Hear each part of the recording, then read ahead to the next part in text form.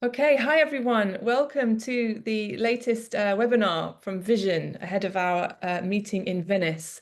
This evening, we're going to be talking about drones and very specifically self-driving cars, how we might envisage a rollout across Europe of a technology that is already in use in parts of the US and being piloted elsewhere. We've got about an hour and a half this evening. We'll be hearing first from Francesco Grillo, who many of you know, who is the director of Vision. Then we've got a 15-minute presentation from a group of students from Bocconi and Polimi universities who have been looking in depth at this topic alongside their professors, who are also our reporters this evening. And then we've got discussants, Silvana Toppi, David Zotti, and Paulina Velasco. So we should have enough time for some questions from you all at the end. So please jot them down as you go. But please do keep it succinct, as the same should go for our panelists. Francesco, over to you. Thank you very much, Laura. You forgot to introduce yourself. And My apologies. My name's Laura Hood. I'm the politics editor at The Conversation in the UK. Okay, good. And a very good friend to Vision. The Conversation will be our one of our media partner in Venice. I and Silvia are actually in Venice today because tomorrow we have a press conference of the conference on global governance of climate change. This is the third webinar. We will have other three webinars in the next days, and I really hope that we will have a vibrant debate as we had we will have certainly tonight. And tonight we are talking about something I am personally passionate about. Self-driving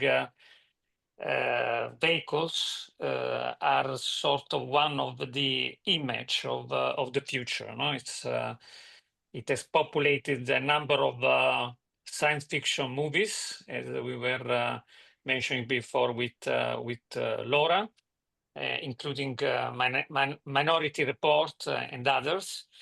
But self-driving cars and vehicles are also a powerful image to me, case that sometimes the future is not happening as fast as the headlines in the newspaper seem to say. The self-driving cars were first experimented in the United States, of course, by, of course, the DARPA, the agency of the Pentagon, that launched a contest about self-driving cars, and that was in the 80s. And the prediction of self-driving, according to prediction, self-driving cars should have been here already in a very big way. And now we have, however, self-driving taxi finally coming to be a reality in San Francisco and in Shenzhen in China, and not only in Shenzhen, they are becoming a core part of mobility. Europe is behind, just for a change, and the students here are actually studying what kind of sort of business model can make a self-driving car to land in European cities, not necessarily Milan, but you are all in Milan, so you consider that very case, together with A2A, which is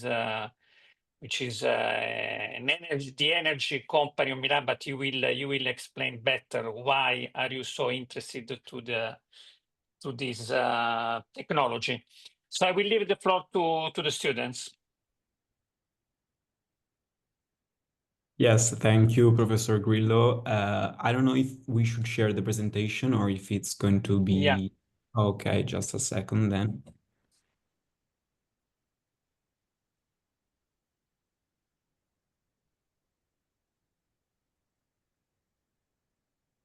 Just tell me if you're able to see it. Can you see the presentation? not yet. Not yet. No. No. Okay, then I'll try again. So in the meanwhile, good evening also by my side. Paolo Silva, connected. Buonasera. Good evening. Okay, can you now see the presentation? Yes, Yes. Okay, just a second because it's not moving, so I have to understand. Okay, I think that I found the way. So, good afternoon, everybody. I'm Luca, and today with my group, we'll be presenting our project on autonomous driving. As Professor Grillo mentioned, autonomous driving is not science fiction anymore, and it is this very slow technological revolution that is slowly moving from niche experimentation, where we have the technology, to mainstream adoption. And this is where the mobility revolution is actually happening in terms of why, what, and how we envision mobility for the future. Today, we can see nearly all the kilometers that are traveled come from human-driven vehicles, but by 2040, this landscape is going to change with up to 2/3 of the total passenger mobility hopefully being autonomous.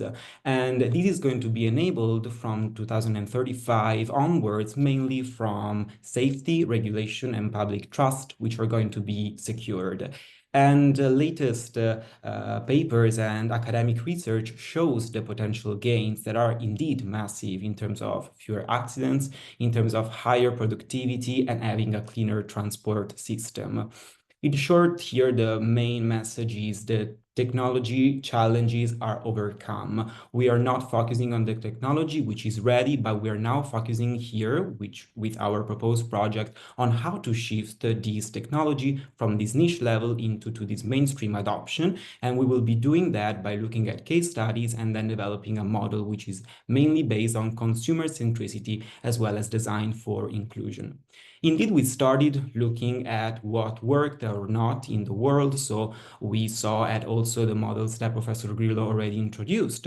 So the punchline here is that one size doesn't fit all. We can see successful models in the Chinese and Japanese landscapes, which were mainly driven by the very specific regulatory environment, which is an environment that assumes data to be centralized and that can be shared in a very seamless way throughout the different platforms, as well as a model that is heavily reliant on subsidies to work. However, also here we see some kind of limitations in terms of scalability. Also in Japan, this level for deployment, the first legally approved level for service under national law, it is mainly dependent on subsidies, which of course means that it's not very easy to replicate the model as it is in Europe.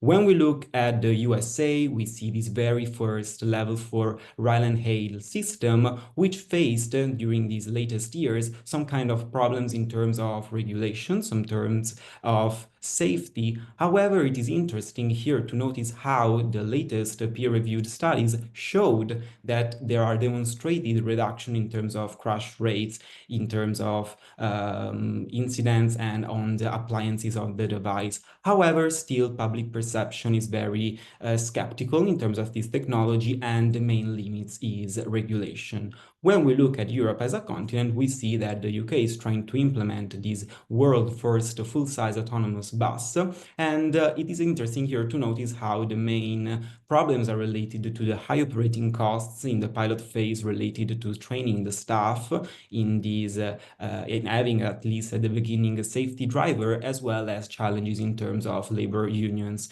regarding workforce adaptation. And this is why we will stress a lot the concept of social acceptance. Indeed, what we did was looking at the market as a whole. McKinsey estimates the market to be around 300 to 400 billion dollars in terms of revenues by 2035.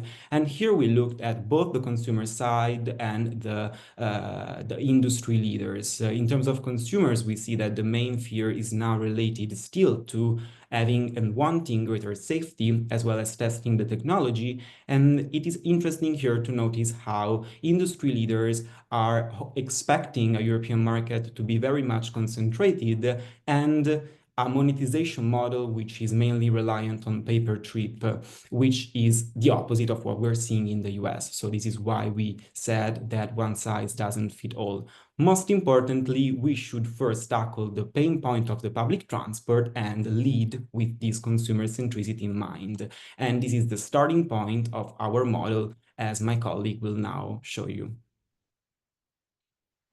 Thank you, Luca. So now we look at one of the most important levers for making automated vehicles a reality, which is the European Union policy framework.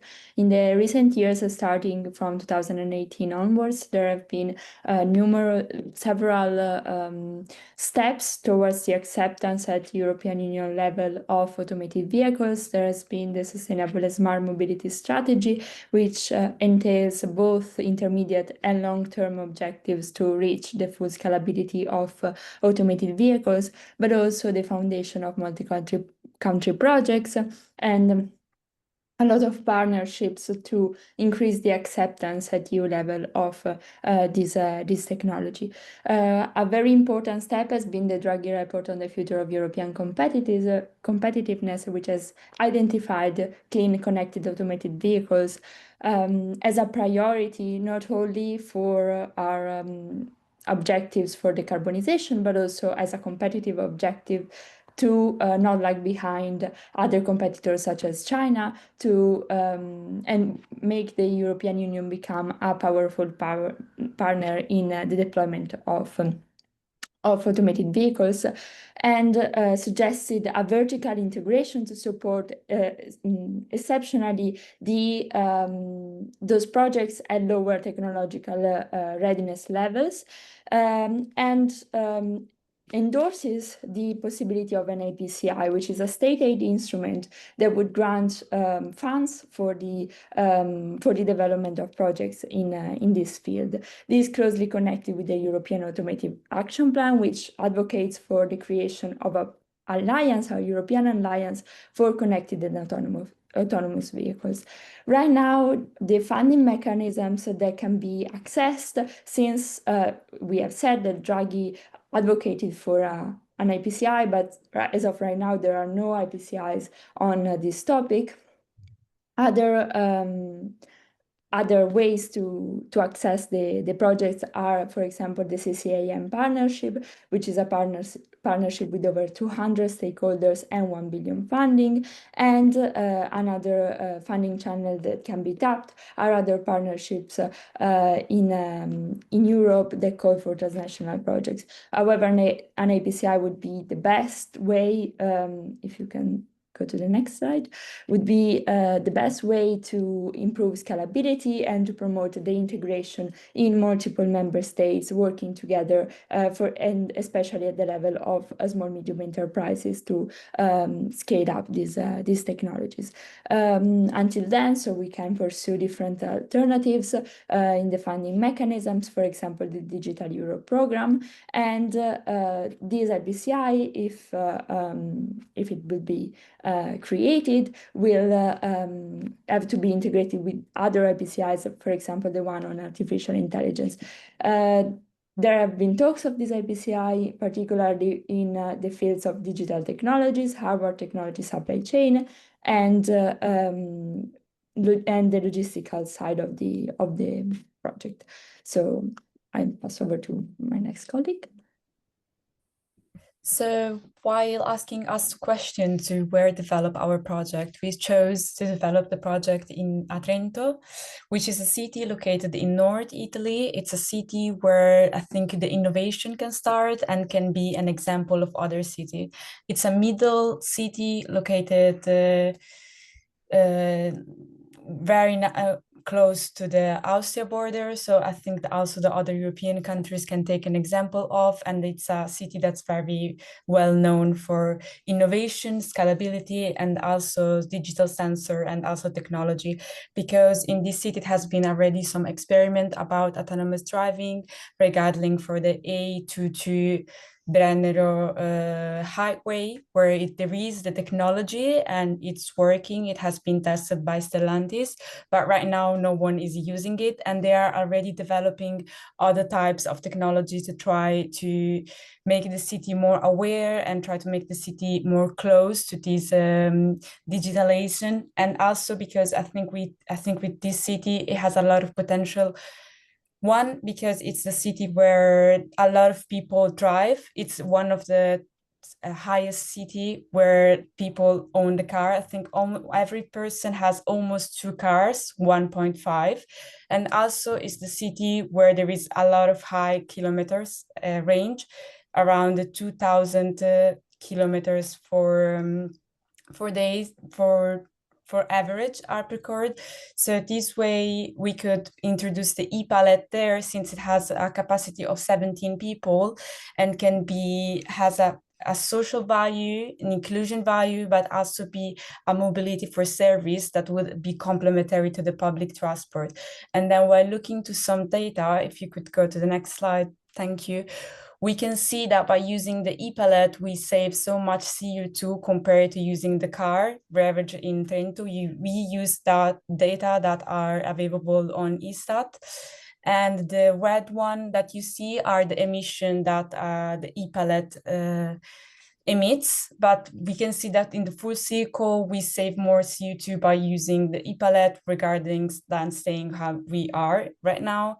And then if you can go to the next slide, we can see here there are different calculations about how much CO2 we can save. We can see that with introducing 5,000 e-pallets, we save and neutralize almost the all CO2 that's right now on Trento, that's based on the transport system. So we just need 5,000 e-palette to reach almost carbon neutral. And then we can see that the model goes up to 10K, but the CO2 saving is almost reachable with 5,000. And then with the last graph, we can see that how much CO2 we save compared and how much cars are right now. So we see that the more we use the e-palette, the more we save, and we reach a line where the emission in the transport system, it goes to 0.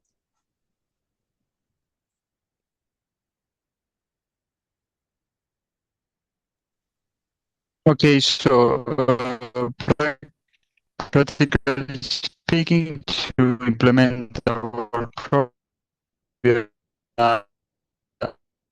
three-phase I'm model, sorry, we're having where the hearing you. new model can be as standard. We're having a bit of trouble hearing you, just a It's connectivity problem. what? We I can't don't hear you. understand, sorry. I'm sorry, we're having a bit of trouble hearing you. Maybe your headset is the problem. I'm not sure. Is anyone else having trouble hearing, Giuseppe? Yeah. Would one of your would Luca, perhaps you be willing to just pick up for Giuseppe? Yes. So based on our findings, we were thinking and proposing these three-phase model, which is going to progressively expand. Indeed, we see that we would start from targeting vulnerable groups, which are the elderly and people, and this is why the design for inclusion services comes in handy. And then looking to expand to children, school mobility. Here is where we are introducing safety protocols, and lately, as the last phase, the third phase is going to be the full integration of autonomous mobility into the broader transport network. So again, looking at the industry insights from the pain points of the transport system. Here we also looked at the different partnerships as well as the funding that we could have access to, as Sophia already mentioned. Most importantly, if we look at the phase 3 latest phase integration, the revenue model is a combination and an hybridization of different monetization model, mainly based on pay-per-ride and subscription service, as well as premium express service that could, of course, increase the margin. Here, we intended this mechanism as a platform where community services can be brought together, enabling a new digital way to interact with mobility that could, as we said, complement public transport. And this phased rollout is going to be very much integrated with all the different municipalities that are already working, and the strategic partners that we took into considerations are very much important. So we mentioned the Toyota e-Palette, but also nursing homes, which are going to be integrated in the very first phase. Again, here the objective is to target vulnerable group, to start with them, because here we are thinking of a new concept of mobility that should start and prioritize these these segments that of course face problems in terms of access to mobility. Also in terms of cost, we can see that the highest shares is indeed in terms of autonomous vehicle fleet, but then we should also take into account the digital infrastructure and the sensors. Here, of course, the already existing infrastructure in Trento could help, and those are all the insights that we could get from also the case studies we have analyzed. This is why, of course, we cannot just replicate a model that has been built for other continent, but then we can also see that the charging infrastructure need to be strengthened. But looking also at the latest IEA reports in terms of what is going to be the trend in terms of the overall infrastructure, we are very optimistic about that. And so looking also at the sequence of the costs that we take into consideration, we will start with, of course, research and the implementation of the project, and then the latest thing that we could consider is the O&M. However, this is not to be underestimated, because if we look at the total cost of ownership, the final costs could be higher than expected if these kind of different components are not managed properly. And then over to Sarah for the latest part on the final impacts. Thank you, Luca. Then we decided to have a more detailed look at the short-term and long-term risks and opportunities. We decided to look at it as from an environmental, social, and security aspects. Regarding short terms, we observed that environmental benefits can be already tangible. For example, electric fleets can reduce local emission, lower urban noises, and raise awareness. While the social impact is very important, as it could give, in particular in the first phase, could improve inclusion and independence from vulnerable groups. However, it can be difficult to trust in automation at first, but we believe that in the long, in the medium and long run term, it could be gain trust for the citizen. And we will see it later in the next slide. And regarding safety, we think that automation can reduce accident caused by human error, but still we face some challenges like linked to reliability, liability, and cybersecurity. As said earlier, we then decided to look how to improve our system regarding the feedback from the citizen. So we created a sort of a citizen engagement map, if you can go in the next slide.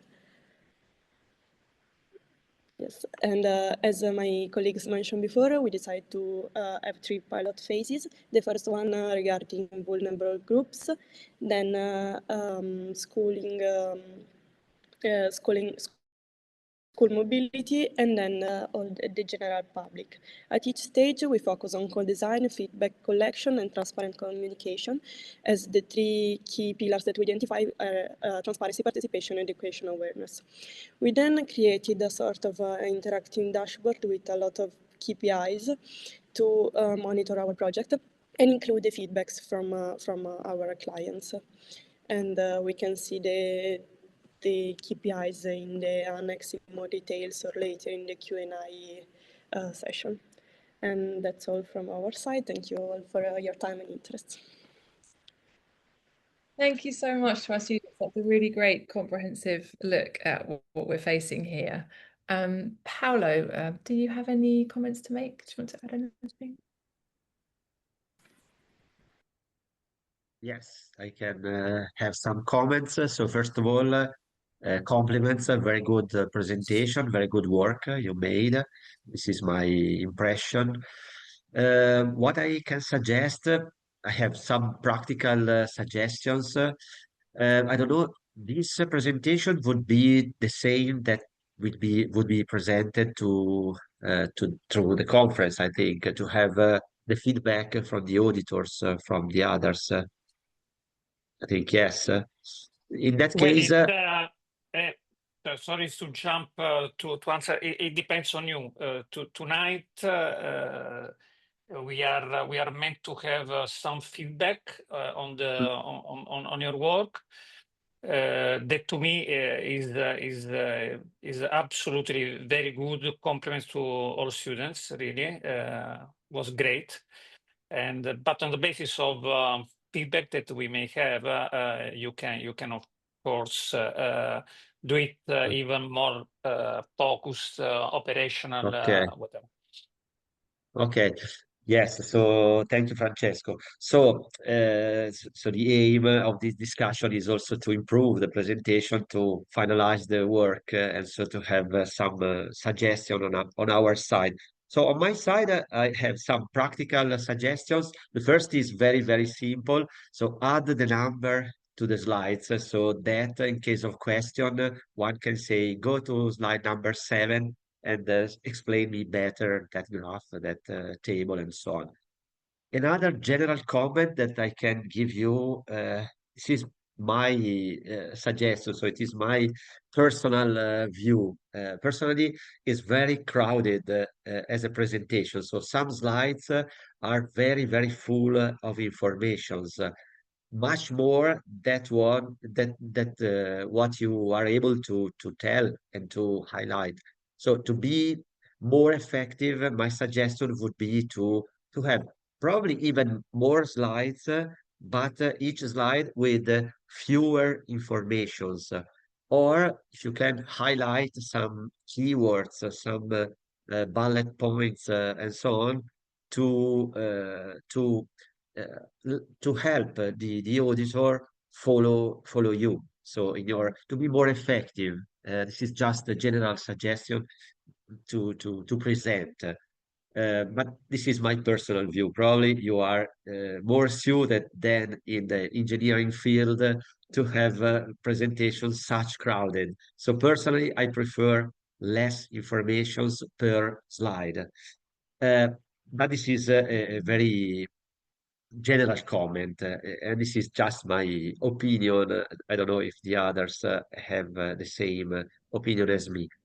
For the rest, I can say it is well balanced between the introduction, some administrative incentivation schemes. There are case studies. There are the case of Trento that is very useful. What I want to ask to you, you cited the Epalette Toyota van, and I remember that one of you had the contact because she is taking the stage in Toyota. Did you succeed?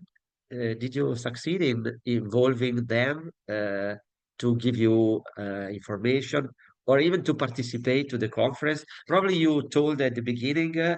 I missed the first minutes of the meeting. I don't know. Tell me, Mariam for probably was Yeah. taking the stage.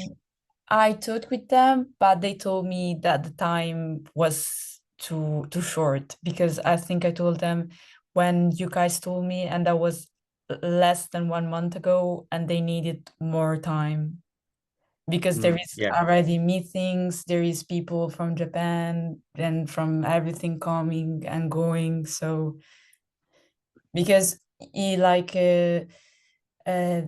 I work for Toyota Motor Europe, that and upper there is Toyota Motor Corporation, and people stay some in Brussels time, and then some they go to Japan and they keep do half. So that was Yeah, next. we'll on that we will have BYD, we will have most likely Stellantis and BCG, which is working on similar stuff. So we will have people to talk with. Yeah, and Toyota Motor Italy doesn't work with sustainability. It works with different topics. It doesn't work about mobility. They work more about supplier things and stuff like this. No, of course. No, of course, yes. Yeah, so that's why that was too Yeah. short on time. No. Okay. So I imagine the too short time, but as Francesco remembered, we have also the feedback during the discussion Yeah. from Stellantis or from BYD, so that's very good. Okay, then I have a particular comment on the CO2 savings. It seems to me, at least, that you say that you have CO2 savings from the use of the car. That is 100%. So what I want to say, I don't know if you have calculated correctly, but a critic to electric vehicles, not just uh, to unmanned vehicles, is that the electricity that you are using, you mentioned somewhere, is not 100% renewable at the moment. So at least right now, and I agree with this point of view, but it could be a critic about the public who is listening to your presentation. So the CO2 emitted from an electric car at the moment is not zero. It is fair to say that it's not zero because we have a mix of different fuel that is feeding our power park in our electric system, and we don't have right now 100% of renewables.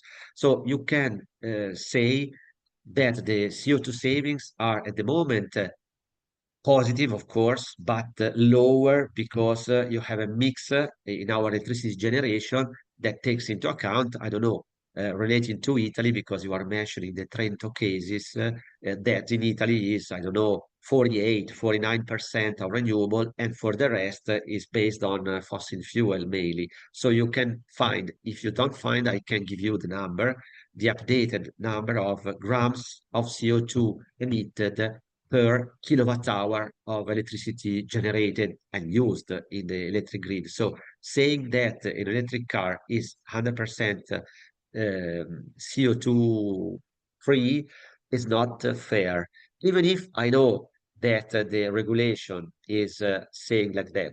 It is true in the future when we will reach 100% of renewable, but you could also at least mention or showing a graph that is a parametric graph. So you can say now with the mixer that we have in Italy is this saving that is part of the one that you assessed.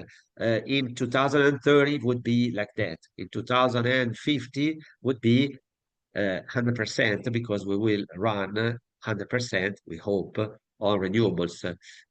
This is to be fair and to go against the critics that you could receive from people against electric cars.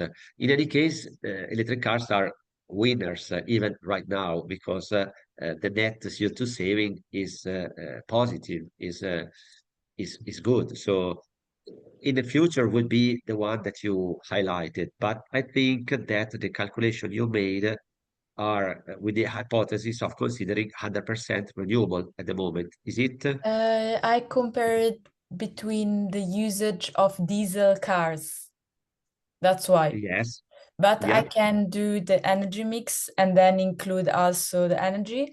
But for example, in Trentino, by looking, because my family is based there, I saw that like it's 60% the hydro energy.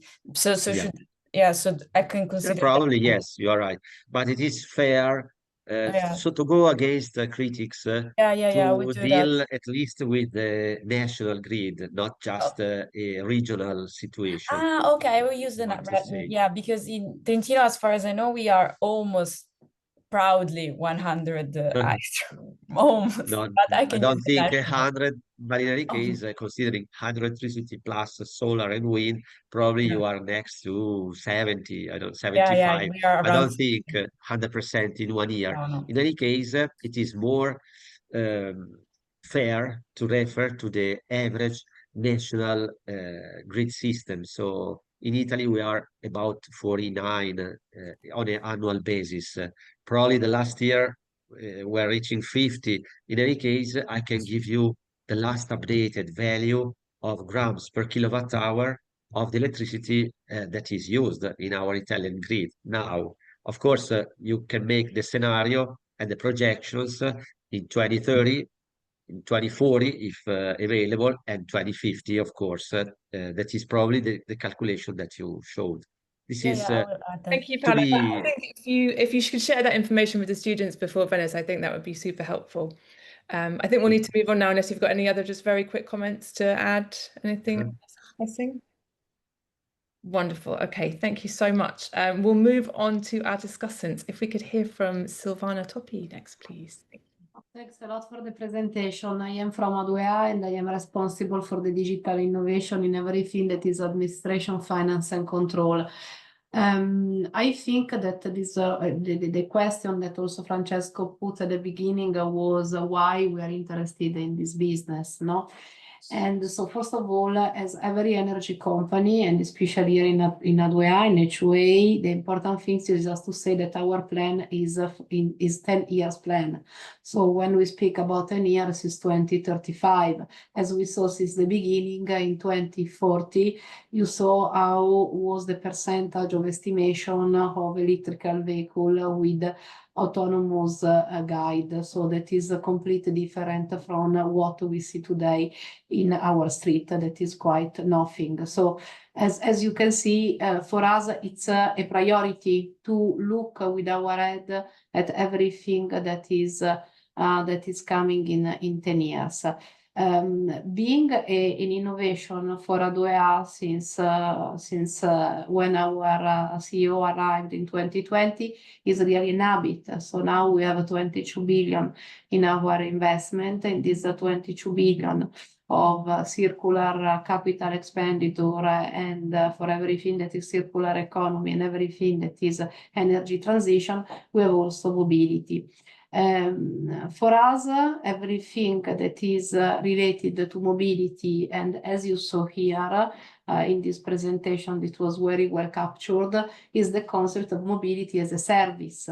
So you have to think that in the future, as many other business that are not any longer product driven, but are service driven, are customer driven. So as A2A, we are quite sure that we can play a different role because we are already providing services in terms of energy to our clients.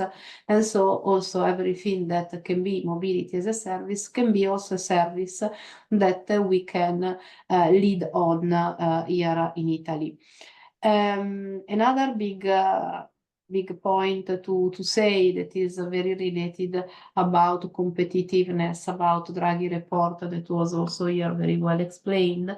That is in Europe. So we are quite sure that for us innovation is competitiveness, and we are sure innovation for us is not a cost. We have just immediately, it was just 3 days ago, but it was 5 years that we were working on it.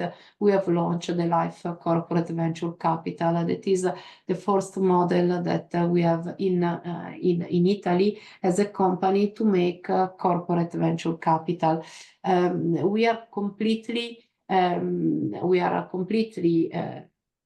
conscious, aware And we had also this launch with Levi, the CEO of CDP Venture, that we as a company, we need to support and to make synergies with all the banks in terms of venture capital, that we have to work much more. And we think that this is a way in which as a company we can really role model for everything that is competitiveness.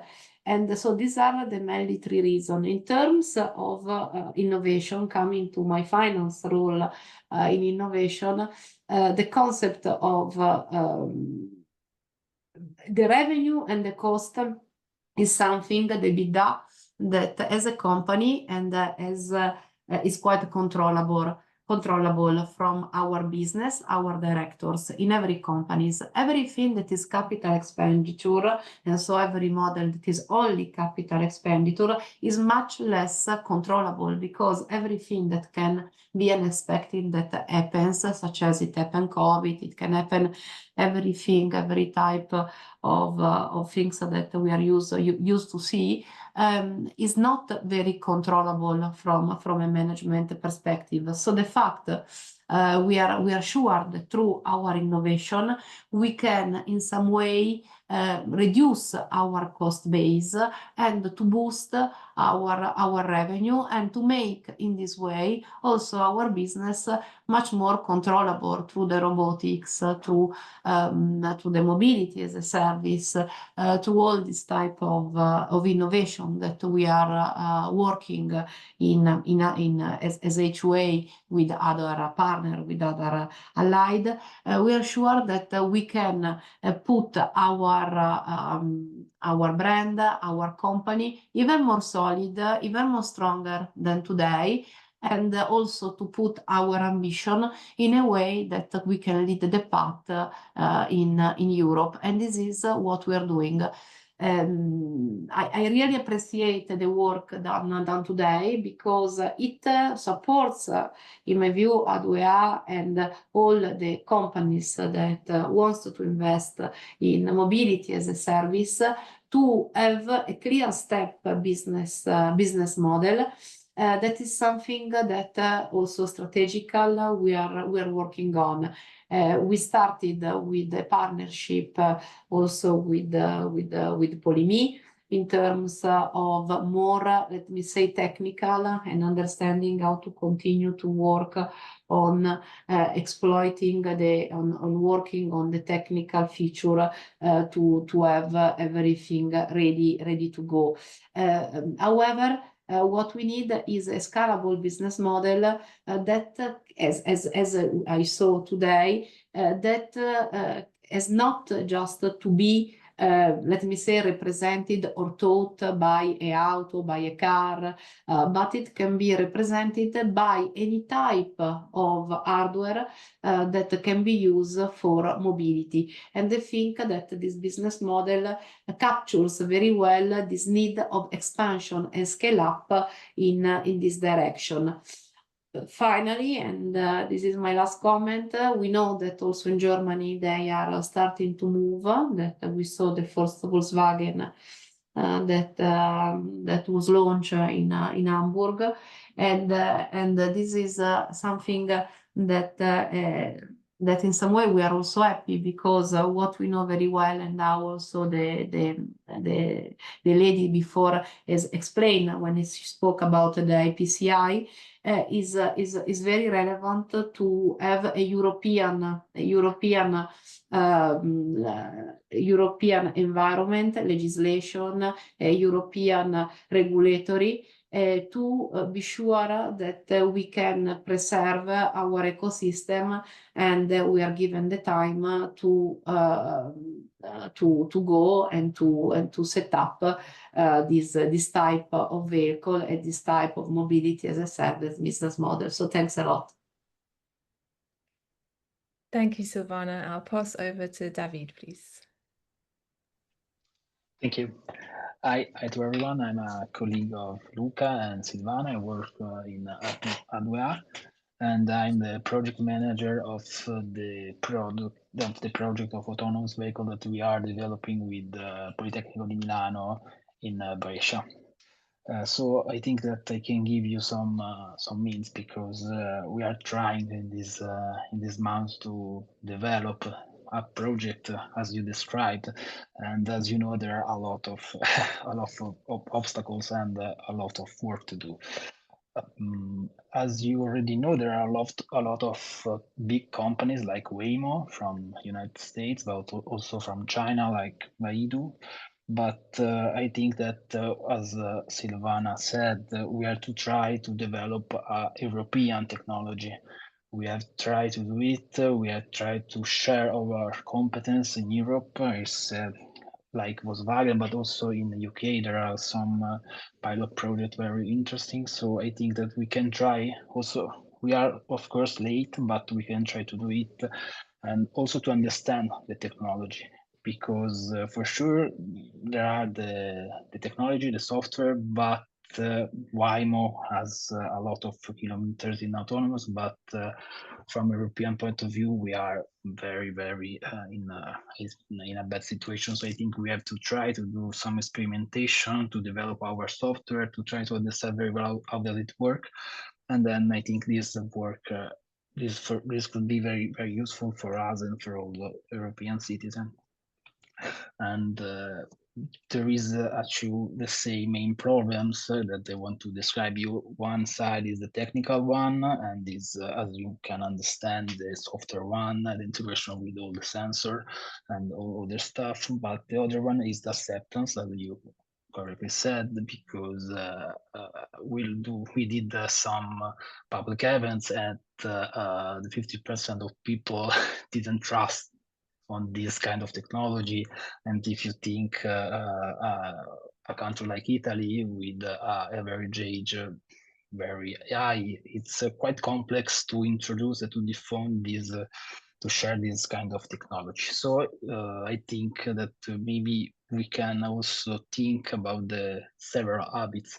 You said that in 2020 there are a lot of cars, a lot of people who drive, but this is of course opportunity for this kind of system. But if you think can be also limits, it's very difficult to change the habits of people, and how to do it is one of the answer that we have to give to the future customer. Because if you have let's say from the technical side a very well system, a very well project, but if we don't have a market, we don't have a customer, as a company we can go on this project. So I think I can give you also another suggestion about the description of Trento, like pilot case, let's say.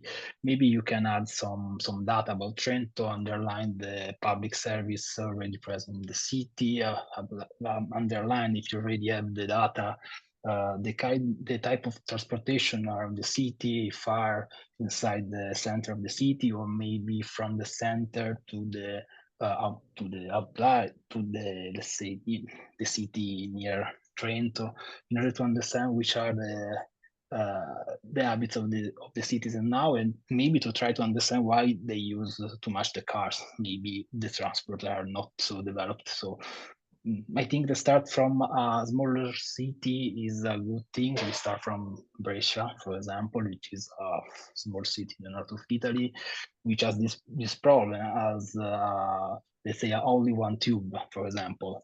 So this could be a problem. The connection between the center of the city and the hinterland of the city are not so good. So they try to fill this gap of service on transport. Public transport could be a very opportunity to develop it, to think on it. And that's all. This is only my idea and my experience on this work. Thank you so much, David. That's great. And then finally, we're going to head over to Paulina in Los Angeles to finish up. Well, I'll say good night to everybody, but good morning here in Los Angeles. And just as a background for who I previously worked and represented the metro transportation system here in Los Angeles, as well as Serve Robotics, which is a food delivery system where robots deliver food to people, as well as Uber. So a lot of the feedback is going to be based on that previous experience, but also my current experience as chief of staff for the city of Los Angeles. And my question, I just really want to focus on the human component and the trials or the first phase part, because I'm just curious how a autonomous vehicle, because here we have Waymo, what I would encourage you to think about how someone with a wheelchair or someone who has a dog or someone or kids, how will they be able to get in the car if it's autonomous driving vehicle? And so, I mean, we definitely have those things set up, for example, for a train and for buses, but I would encourage you to maybe think of that particular component because I see that what you guys presented a lot on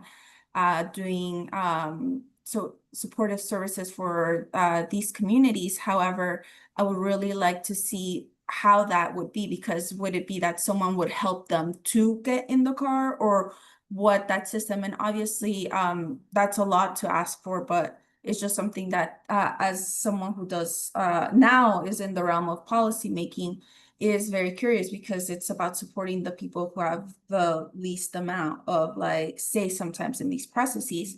And also the second point is in terms of one of the points you also said was children. So I guess, I mean, how would you make it extra safe so that during the trial period, a parent could feel comfortable enough saying, okay, well, this is a trial. Yes, I will put my kid in this autonomous vehicle. So that's something to really think about. And then another piece, I know that obviously most of these, all these companies are at the end of the day are companies. So what is the idea around people who have not the most highest income that could afford this? Because even here in Los Angeles, it's still very expensive to do this. So we have something here called the LIFE program, where the transportation system subsidizes some of that funding. So that's just something to think about. And just one last thing on the regulatory thing. In Los Angeles, for example, there's a lot of cases, not a lot, there's some cases where Waymos have been stopped by the police, but once they get stopped, they can't get a ticket because there is no system for them to get a ticket. So I encourage you all to think about that too. And Miriam? Yeah, I sent the link on the chat, and you can see how the disabled people can go up, because the e-palette is made for the Olympics in Tokyo. And so it's made for all accessible people to let them go up autonomously. So maybe in the link can give you more view. The only thing that we did not include the pictures is because I don't know how strict we are with the limits of the slides number. Yeah. Yeah, and I mean not just people in wheelchairs, but like I mentioned, people who have dogs or because they're unable to see, or just thinking about different people's limited abilities, and also the issue around children. That's great. Really great points, Paulina. Thank you so much for those interventions. Do we have any last questions? We've got about 3 minutes left. If you're not on the panel, you can put it in the Q&A, or if you are on the panel, you can just unmute. Anything anyone else has got to add? Francesco, do you want to add anything at the end? Yes, very, very briefly. It has been a great presentation. Again, I'm really happy with the work made by the students together with Paolo and Eduardo. but just very quickly on what Davide, sorry, was saying, the resistance of the people towards innovation. I mean, here there is a story that is very, very interesting on how people resisted the introduction of cars when they only had the horses, you know, and yet we eventually had the cars, you know. So it is true. Innovation, any kind of innovation, is resisted. But then we do need to find a way to make innovation, useful innovation, to be popular. And also, as far as what Paulina was saying, in theory, self-driving car are less expensive, but because for the very simple reason that they could read of the most relevant operating expense, which is the work of the driver, no? And they're also, this is already true, more safer than cars that have a human. Why? Because in the right context, in the right street, machine tend to make less mistakes than humans. This is already statistically very true, although if it happens that a Tesla kills a person, the headline will be on that single Tesla. No, but again, this is a part of the history of innovation. I am very much a fan of the self-driving cars, so probably I'm not objective, but more importantly, I personally, I am a fan of the future. I think we need to speed up, to save the world, and I'm very, very happy that it looks like Luca, Sara, and the rest of the team of students here also are rather passionate about this idea, which is called the future. So thank you very much. And a special thank to Laura. Thank you. Thank you, everyone. That was fantastic. I look forward to meeting many of you in person. Same. Thank you. Thank you so much. Thank you all. Thank you. Bye bye. Thank you. Thank you.